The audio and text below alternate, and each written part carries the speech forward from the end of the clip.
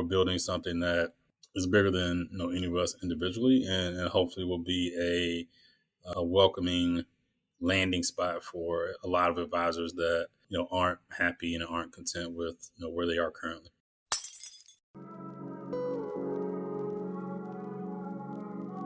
Welcome to Breaking Barriers of Black Investors, where we explore the inspiring stories of successful Black investment professionals and share the strategies for breaking down barriers in the asset management industry. I hope you enjoy and subscribe.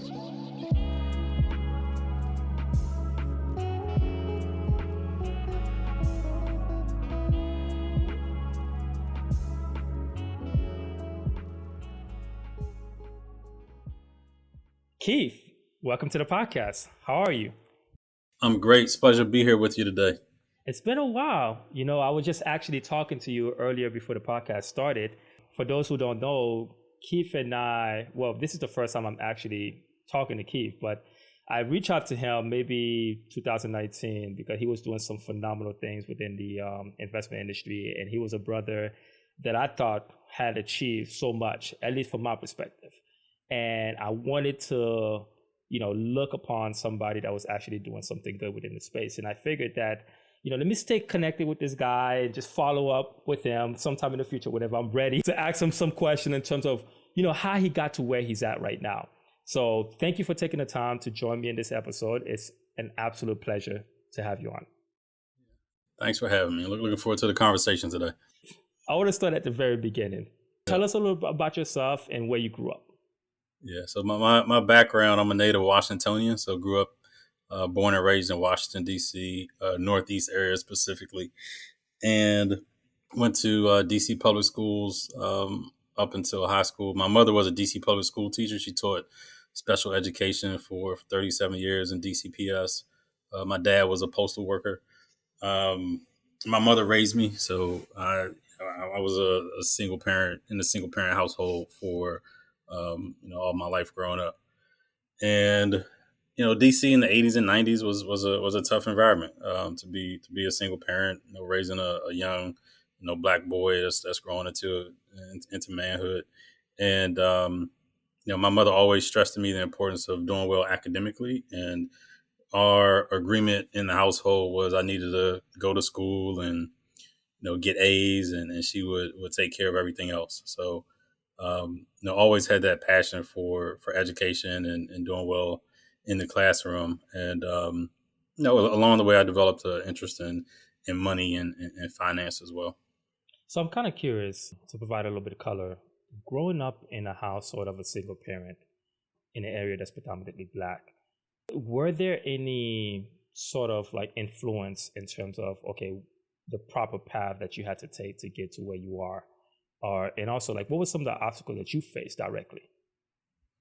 Yeah, for me, I was always fortunate to have a good peer group. So, I'd say for the most part, like my neighborhood where we grew up was, I categorized as working middle class to working middle class type of environment. Although there were folks that were lower income as well. So, it was a good mix for me because it gave me an appreciation for, knowing that there were people that were hardworking and doing everything that they needed to do to support their families, and also folks that were, struggling to make ends meet. So, it humbles you in a way and gives you good perspective on life, knowing that, there are folks that you have direct contact with that come from more difficult circumstances. But I'd say, my mother did a great job of, again, she's a teacher. So, she did a great job of navigating like which teacher I was going to have when I was in school, which teachers to avoid.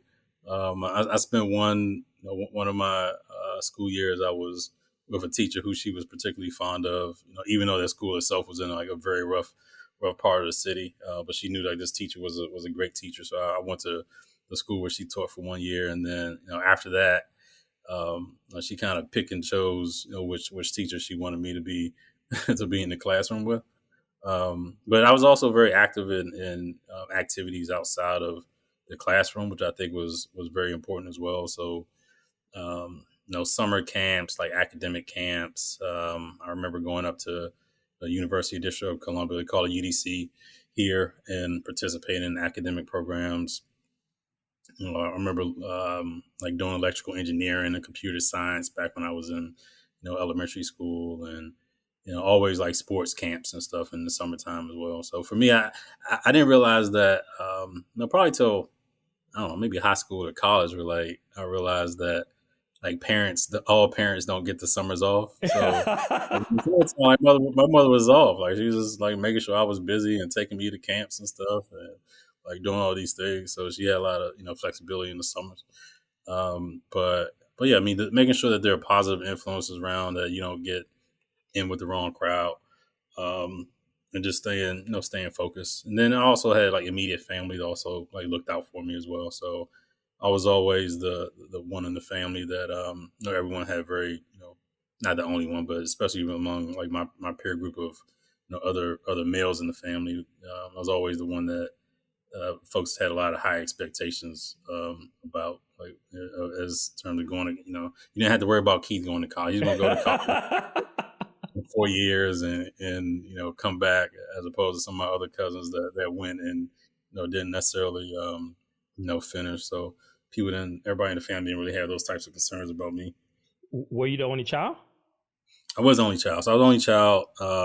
Both my mom and dad remarried. So I do have two stepsisters. But yeah, I was raised as the only child. I wish I had that back in growing up, because in terms of how the educational system worked, I'm not gonna lie, I didn't figure out the secret in terms of like you have to pick the right teachers until I was done with school. I was like, oh man, okay, great. Well, there goes that opportunity. Yeah, knowing the right teachers, having the right, I mean, because all teachers aren't supportive. I mean, growing up in DC, you don't have that. You hear a lot of folks in academia talk about the importance of having black teachers in the classroom, particularly like black men in the class. I had one black male teacher, well, two, let's say two, from formal school, from kindergarten to eighth grade. But I mean, all of our teachers were black, so we didn't have these. You hear read books like Lies My Teacher Told Me and those types of things. So I remember when I was in fifth grade, my fifth grade teacher was quoting Jesse Jackson and Paul Robeson and Frederick Douglass, and like that was just like all part of my growing up. So there was always a strong sense of identity, strong sense of pride and where you came from, what your what your ancestors did. So that was something that I appreciate about growing up in DC. So in one of your prior podcasts, you mentioned that you thought you was going to be a clinical psychologist, but going to college, ultimately you ended up being in finance. What I'm trying to figure out is, where did that pivotal change happen and what caused it? Yeah, so the short answer is that I'm not the strongest science student. So there was a class at Carnegie Mellon where I went undergrad that I held off on taking like my entire 4 years. And it's supposed to be like the easiest science class in the entire school, right? So like everybody would kind of joke about it. And I got a C in it, and I was happy to get a C. I was like, look, this is how bad it was. So I got a C, and I was on a borderline of like, I don't know, like if I took the final exam over again or something.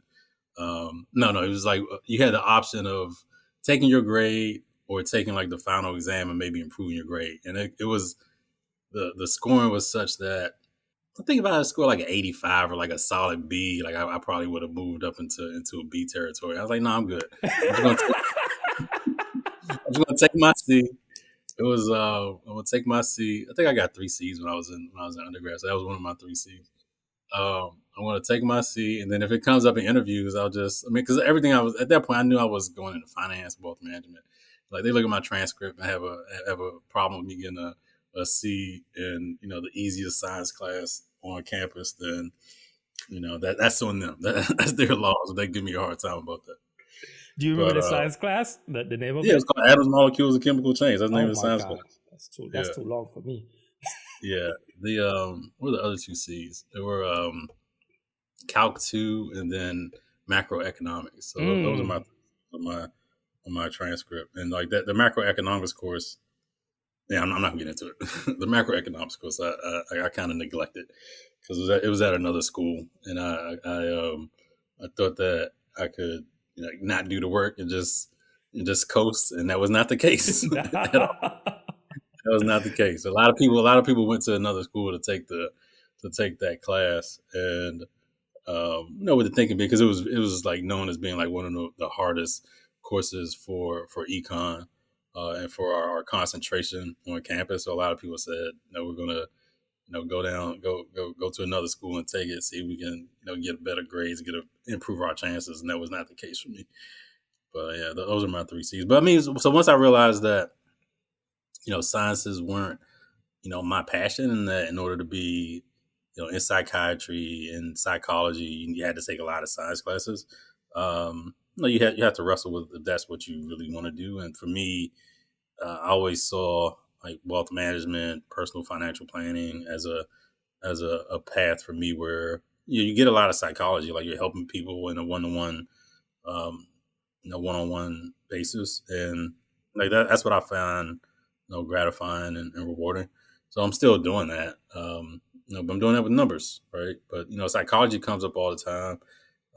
You have think about see a lot in couple dynamics, right? So you have couple dynamics play out where you have one spouse that maybe comes from wealth and another one that doesn't, and how they both think about money and getting them on the same page about managing their collective finances and like talking that through with them. Like there's a lot of psychology involved with that. There's a lot of nuance, a lot of care that you have to take with those conversations. So I enjoy that aspect of what we do. But then there's also like the technical piece where, I come from a pretty technical school. I think Carnegie Mellon is known for being a highly technical school, even with the finance, finance degrees. So, pretty strong quantitatively. So, being able to merge both of those sides of your brain or of how you're oriented is always been attractive to me. It's what drew me to the field. So Keith, as you're talking about your story, I'm thinking about my path because hmm in sixth grade, I thought that I was going to be a scientist. After watching a few videos of Science Guy, the yeah, video, the going Science out of Guy. science stuff. Yeah, I was like, oh my God, that is so cool. Until I took my first science class and I opened a book and I couldn't pronounce that first word. I said, well, there it goes. I'm going to have to change now. And, Right. honestly, it was probably one of the best decisions I ever made because from there on, I completely avoided all the science classes that I could possibly avoid. I've never taken any chemistry classes in my life because everybody always failed it. I said, not me, because I'm not going to take it. You didn't have Uh, to take it at some point in oh high school. You didn't. no, I went Really? I went to Florida High, and I was part of like their Magnum program or whatever. But like, I've never I took biology, Yeah. right, and that Yeah, we was had to tough for take. me.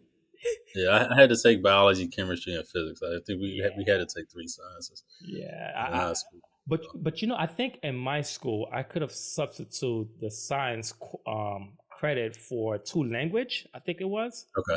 Yeah. I did everything I could to not take any science class. Of course. Everything. I mean, you said I'm gonna do it. No, I hear you. So yeah, so I completely understand where you're coming from, but I know that in college you said that you knew that you was going to get into wealth management. Well, finance, investment management. Yeah, I say investment management. Like the wealth management piece came, probably senior year, going to senior year. I wanted to go down the CFP path, so certified financial planner designation. So I knew that back going into my senior year, That's but I knew interesting. just like being in the market, like investment management, like that's what I wanted to do. Was it what you expected? Because I started my career in wealth management, and I thought I was going to do a lot of investing until I realized, that's not what it Yeah, is. no, you're right, and I think it's now the industry is in a place where you can specialize in investment management in a wealth management firm. I don't think there were too many roles like that. I'm old, but 20 years ago, right? So 20 years ago, coming out in 2002, when I graduated, how many large RIAs could you go to where you could say, you know what, I want to be a CFA and I want to focus on the investments for your clients. People weren't going that path back then. Like you had some people that were doing more institutional and like wanted to use the investment management background, but not as many like in the wealth management space. So that's been a trend that we've seen, I'd say, really proliferate over like the past decade or so. And I'm not sure of the numbers of like the allocation of CFAs in different industries, but I'm pretty sure that there's been a strong uptick in CFAs and private wealth roles than in other types of roles, I would think. For me, I knew I wanted to do both. So I knew that I wanted to be, very strong on the investment side. Ideally, go somewhere where I can, invest in individual stocks and, have a more, rigorous approach to how assets were being managed, but do so in the context of someone's overall financial well-being. And it's been like that's the industry is there now. So like now the industry is, you'll have investment management division and financial planning division and tax planning. Like even if you look at our firm, like we're on the smaller side when it comes to staff and AUM, but I think we have the type of structure that you're going to see predominate in wealth management firms for the next 10, 20 years, where you have specialized divisions within a firm, but all working in concert to serve their clients. I think the approach that you're doing with your firm is the right approach. I think it's very unique in terms of doing it at an early stage. Mm-hmm. Only because of the fact that you tend to see like larger RIA firms, they do have a trust, right? They have like Yep. a trust specialist. They have a CPA who managing the tax portion, FP who's doing the planning and the client facing, and the CFA just managing the portfolio. So for you to do that very early, I think that's incredible because it provides you a foundation for growth, right? Because Correct. now whenever you get a new client, you know who's going to service their clients, you know who's going to manage their client portfolio, and who's going to manage that relationship. So who's going to manage the tax portion. So that's pretty cool. That's pretty cool. Yeah.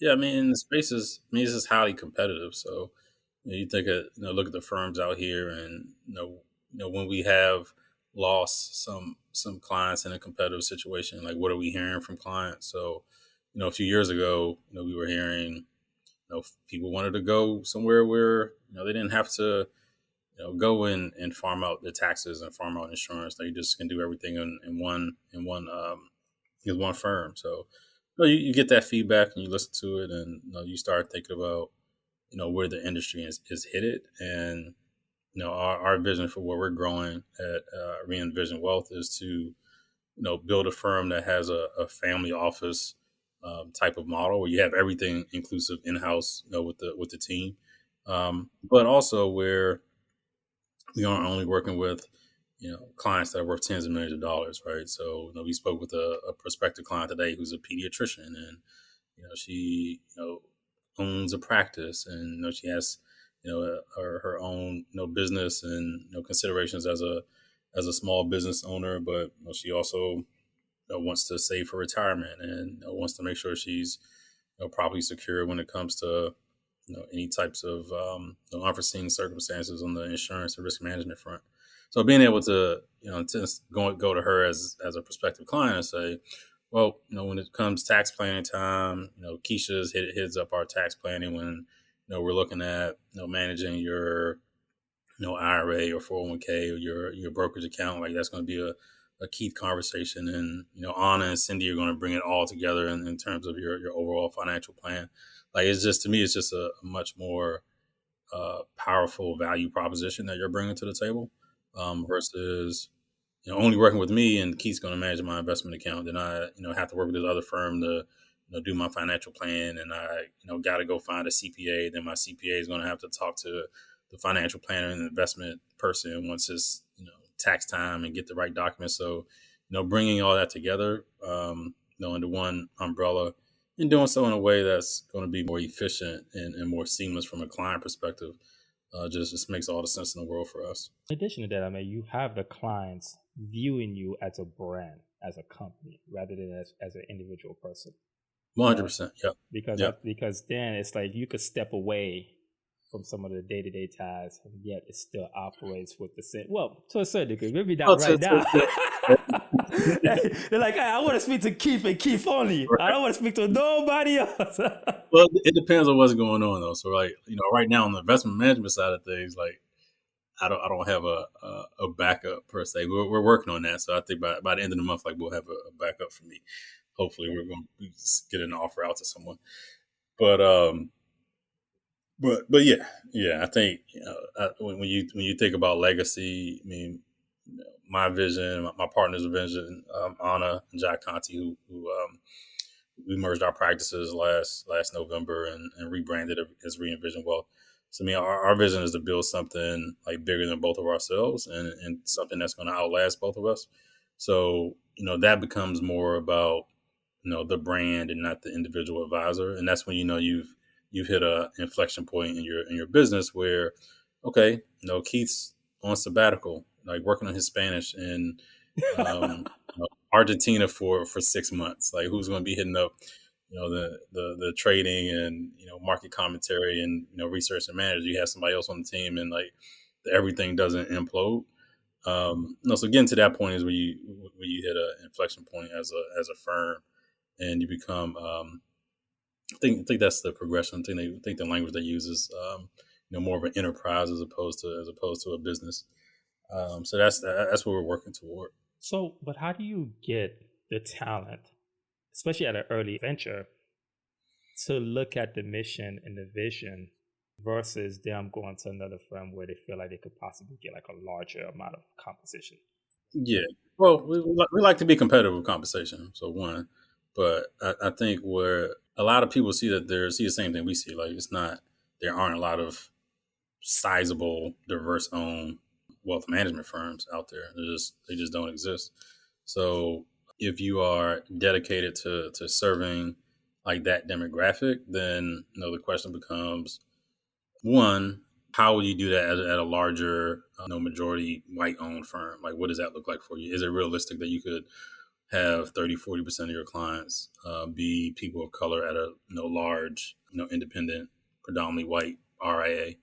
Then next question is probably for most of us is, all right, so why not just do my own thing? I start my own firm and grow from scratch. And I think there are far too many of us that are doing that, and it doesn't make good economic sense where you look at the amount of M&A activity that we see in the wealth management space that we've seen over the past couple of decades, and how firms are merging, getting to a certain scale, that enterprise now being valued at a higher valuation because you've hit certain AUM and revenue thresholds. So like there's this arbitrage of get enough smaller firms together and collectively they're worth more because they reach $1 billion, or they reach $5 billion, or they reach $10 billion.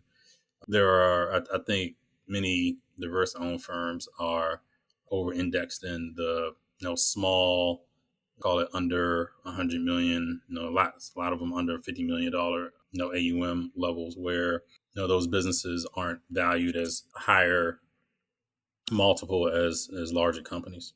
So I mean, one of the things I've been telling anyone that will listen, like I come across advisors like, oh, I'm gonna get my CFP and I'm gonna start my own practice. Like, why?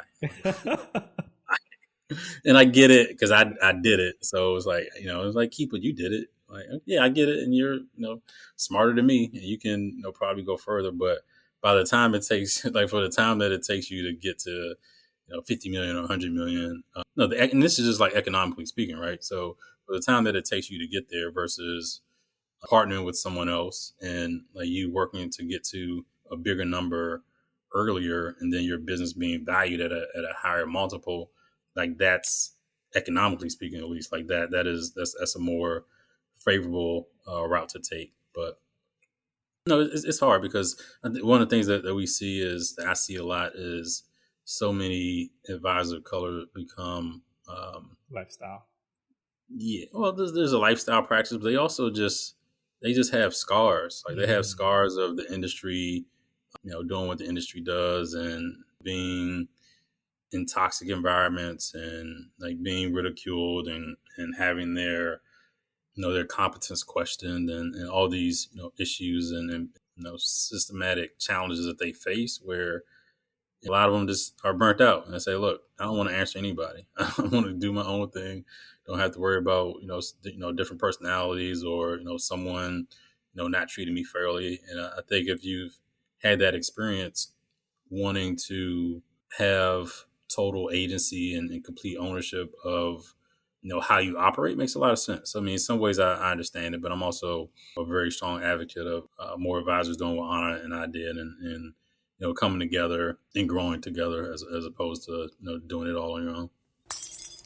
Real quick, we hope you're enjoying the episode and your support would mean the world to us.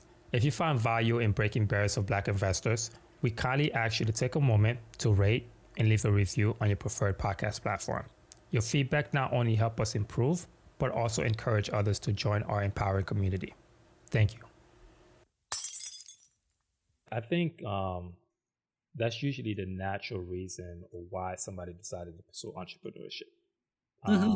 And for us, professionals of color, the financial industry, at least from my experience, I don't think it was built for us to thrive in.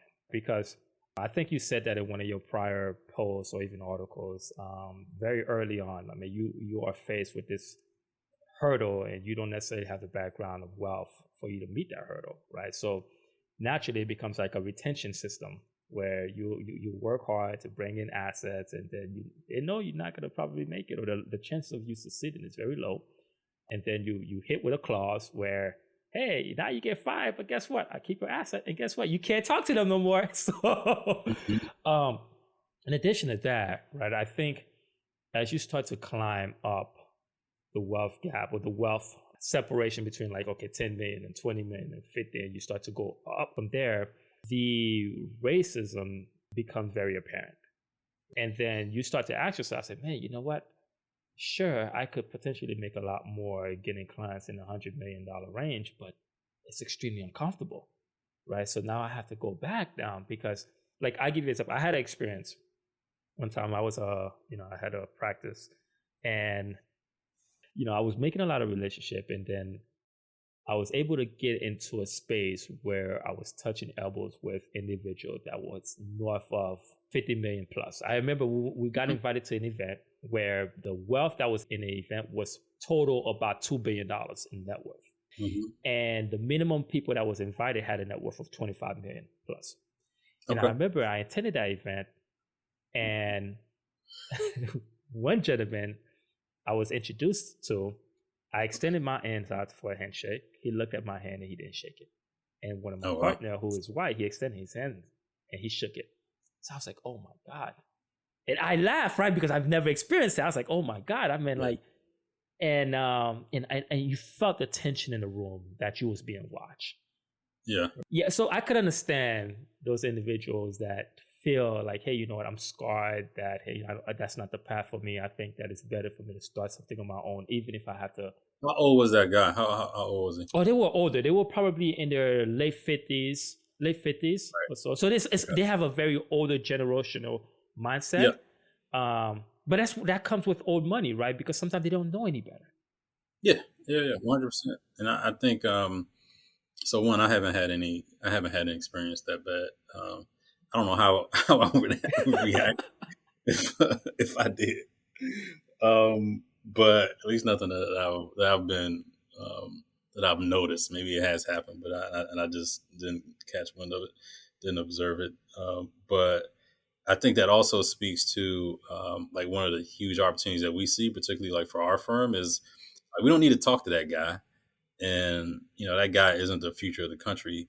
Like, I want to talk to his kids, because more than likely his kids they want to rebel against him, right? And what better way to rebel against dad and take your inheritance that you're entitled to once you have ownership of it, than to take all that money and go work with the little black firm. So like that's like, so you had this generational wealth transfer where trillions of dollars are going to be passed to generations over the next couple of decades. And I think that's a huge opportunity for a firm like ours, which is visibly different in the marketplace, and brings the same level of credentials and training as larger firms, but isn't but is truly being impactful, like in not only financial services but in the economy by generating jobs for people of color and shifting assets to managers of color and like a lot of stuff that we're doing. And there are people out there that want to work with us as opposed to the Merrill Lynch's and J.P. Morgan's and Goldman Sachs of the world. And I don't know where they are in terms of proportion, like how many of them are more of the billionaires and the ultra high net worth crowd. How many of them have more progressive and socially conscious sensibilities as to being more supporting this guy that wants to sue the Fearless Fund. There are a lot of them out there, and I think there's enough of them out there where you can build a multi-billion-dollar practice. You just have to be plugged into the right circles and tell your story in an authentic way, which is something that we're definitely trying to do. Keith, I laughed because as you was talking earlier, you said, hey, the old head, you didn't say it in those words, but he's going to eventually pass his wealth to his child and we're going to get it. I mean, he's going to die. He's going to die. I'm like, in my head, the way I'm thinking, I said, well, we just waiting for you to pass on. You're going to get it eventually. I was at an event, having a conversation with a guy that's around my age who's he's the primary beneficiary. I think it's a few kids, but he's like the one that's managing like their foundation. And he said point blank, like, my father's managing this assets and this pool of capital in a way that I wouldn't. And my father's not going to live forever. Like he said, like these were his words. Like these were his words. These were his words. Like my father's not going to live forever. Like he's 80. From dad's perspective, yes, you might. I mean, if I'm dad, I'm probably trying to integrate the kids and indoctrinate them as much as I can, while I'm here. But at the same time, I mean, once he goes, like the trust is going to stipulate that the son is going to be able to manage the assets, and like he's going to be the new CIO, whatever the case might be. And that's when the RFP is going to go out, and like that guy's going to remember the conversation he had with me at the summit. So part of it is just waiting. I mean, those are. So I think for us, like there's that. So that's the generational wealth transfer, right? So then there's also the piece of like wealth creation. So you think about the young entrepreneurs that are in tech in their 30s and 40s, and maybe in their 20s, but that are viewing the world differently and thinking about impact and aligning their investments and all those types of concepts. How can if you're thinking about the world around those types of issues, like at some point the question becomes like, who are all your service providers? And there's going to be some friction there if your service providers don't reflect the type of impact that you want to have, right? And that's where we kind of come in and wedge a bit and poke and prod and just ask them if they're being totally consistent with how they're whatever their theory of change is for the world and what they want to accomplish. And from service provider to end constituent at whatever company you might be investing with, like is there 100% alignment, 100% consistency across that whole that whole pipeline, if you will. Keith, going back to your journey of building a $1 billion RIA firm, and you were talking to me in terms of speaking to some of the financial advisors, Black-owned financial advisors, and they don't necessarily see it the way that you do, right? I think a lot of it is just that they're not properly educated, because even with us, the M&A space, or even the investment banking or the private equity space, is a space where if you're not exposed to it, you would never understand how it actually works. Yeah. Right. Yeah. And you don't, and it's probably one of those spaces where wealth is created. Like the majority of the wealth is created from some sort of like you selling your business. Because you technically being paid for future money that could possibly be generated at the present time. So that's huge.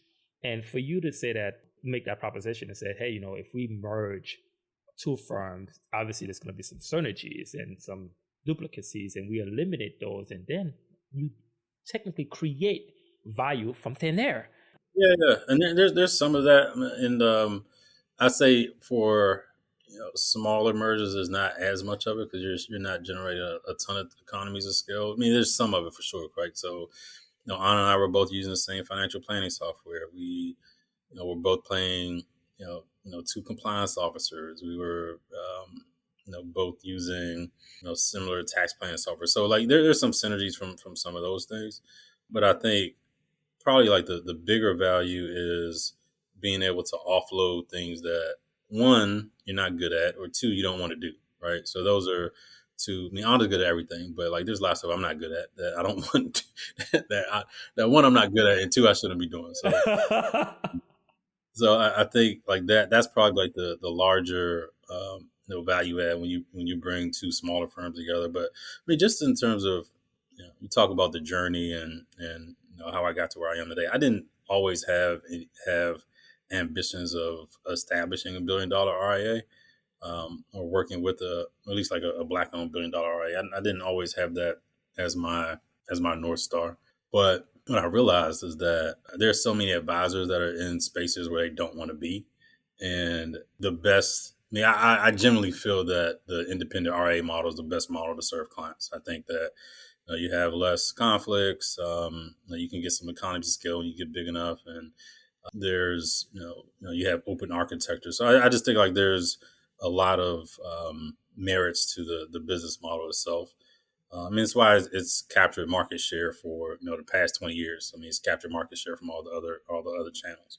I also think that you need to have a career path where advisors can come in, and from day one, you don't have to go out and bring in $10 million in new assets when you're 24 years old. Right? Who's going to hand over their $5 million portfolio to somebody that's a couple years removed from undergrad, unless you are leaning on some the firm's assets, or the firm's expertise and skills that other folks are bringing to the table. But there needs to be a career path where you can come in, learn the industry, learn how to interact with clients, learn the technical side of particular roles, and grow from there. And as you become more knowledgeable and more comfortable, there should be a partnership path where now you can participate in the growth of the company, and you start getting K1s, and things get more.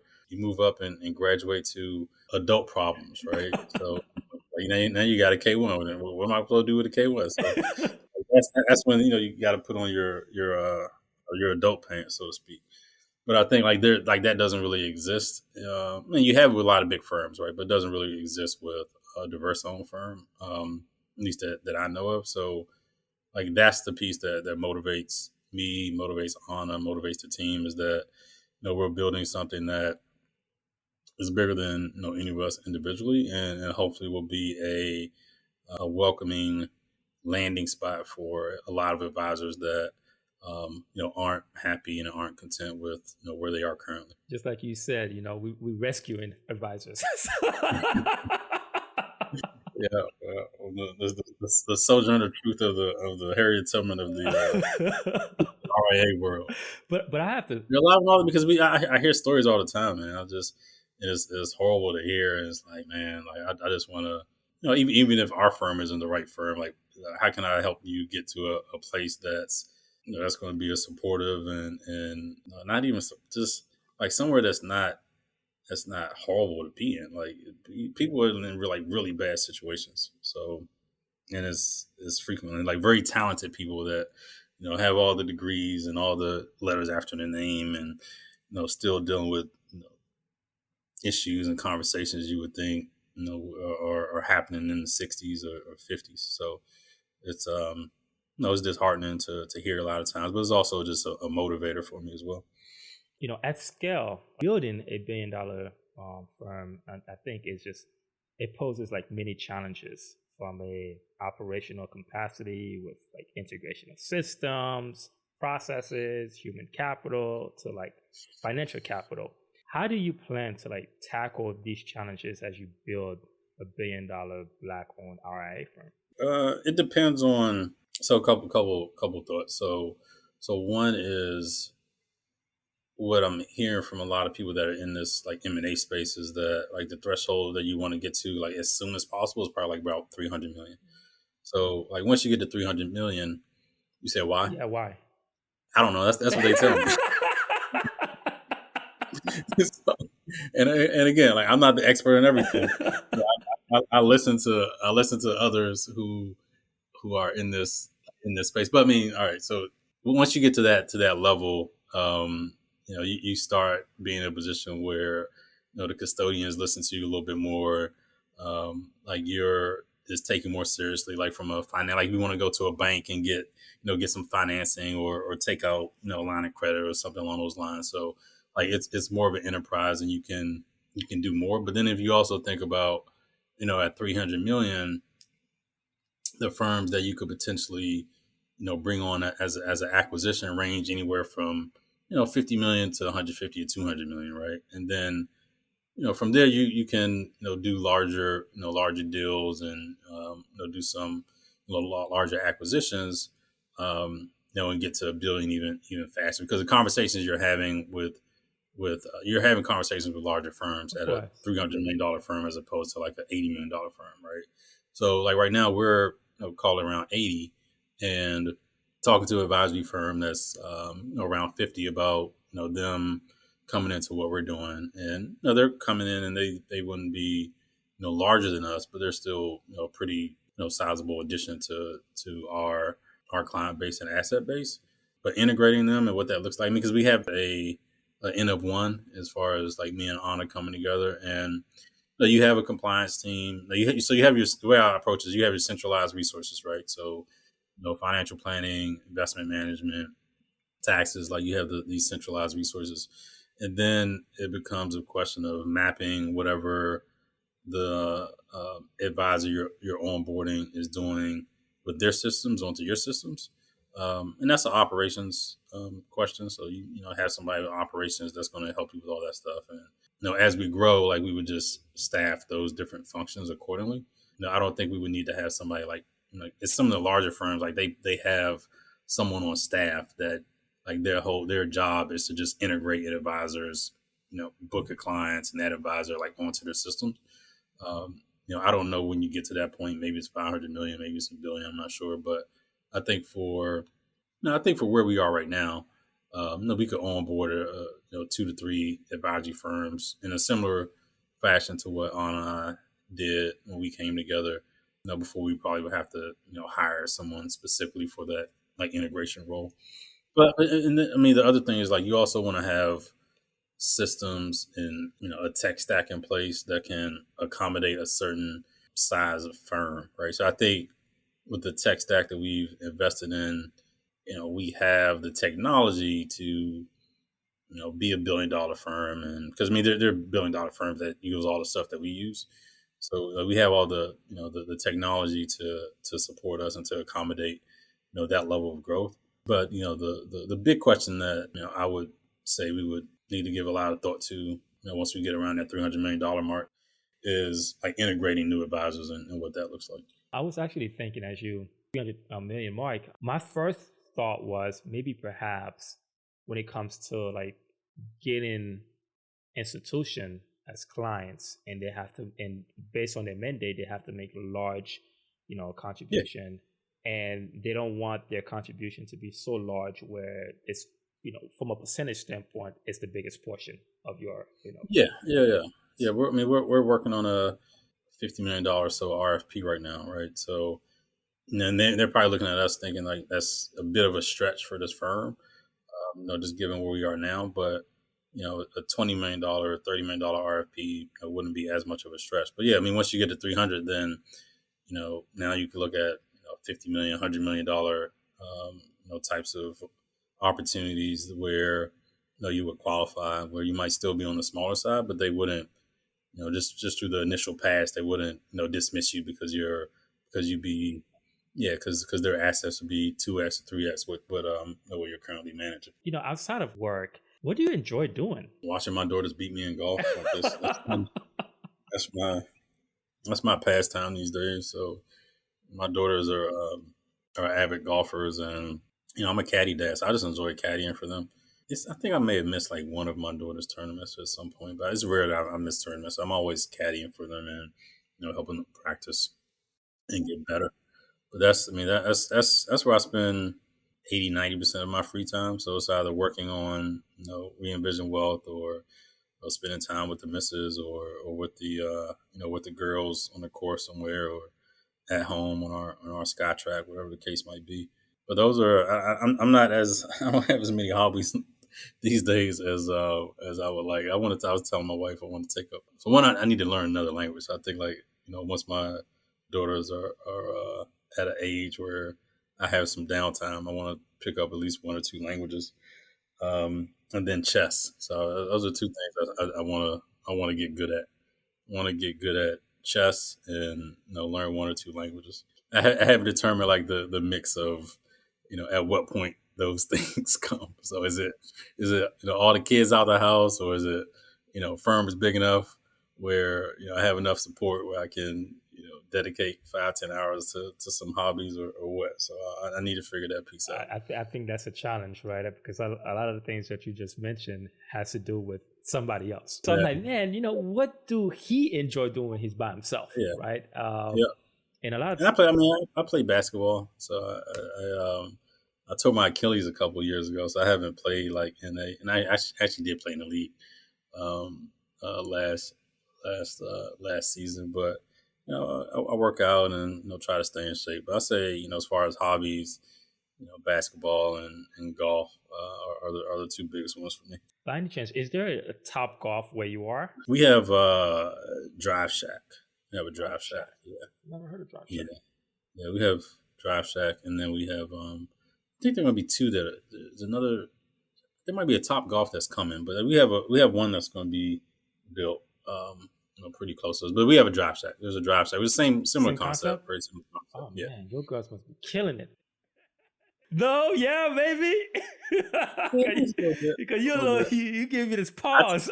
Not that much confidence in that pause. We haven't been in a while. We haven't been a Drive Shack in a while. But I mean, we haven't been a Drive Shack in a while. But yeah, when we do get there, I usually do pretty good there. Like last time we went, I feel like the games we played, I probably won some of a good number of those games. I feel like they don't hit the ball as well at Drive Shack as they do when they're out on the course for some reason. You can't even look me in my eyes when you said that. You just. I tend to hold my own at Drive Shack. It's when I'm like out on the course and actually trying to hit a green when I struggle. So before we actually conclude this, I usually ask my guests one final question. When it's all over, how do you want to be remembered as? I like to think of myself as a lot of the people who I admire like throughout history were activists. So you look at Paul Robeson and Martin Luther King and W.B. Du Bois, and like those are three of my big people that I look up to in terms of like their impact that they had on the world. And I look at a lot of what I'm doing as if they were here in 2023, like would they approve of the work that I'm doing like in this financial world and in the change that I'm trying to make. So I want to move the industry forward. I want to build a firm that is going to be around when I'm not here, and that'll really be my my legacy is what does Re-Envision Wealth look like 100 years from now, right? So if that's and of course the impact that that's going to have on my my family and my daughters. I mean, I like to think that my daughters look at me and see that my father is someone who is firm in his convictions and wants to do his part to help better society. And if I can impart that with them and hopefully they go down paths that are also looking to be more impactful on society, I think that'd be a great legacy to leave by. Well said. Well, Keith, thank you very much for taking the time to join us in this episode. It was a pleasure having you as a guest. It was great being on. I appreciate the invitation. Right. Thank you, sir. Thank you for joining us on Breaking Barriers of Black Investors. If you enjoyed the show, please take a moment to rate, review, and subscribe to our podcast. Your feedback fuels our mission to empower and uplift our community. Help us spread the word by sharing our podcast. Thank you for listening.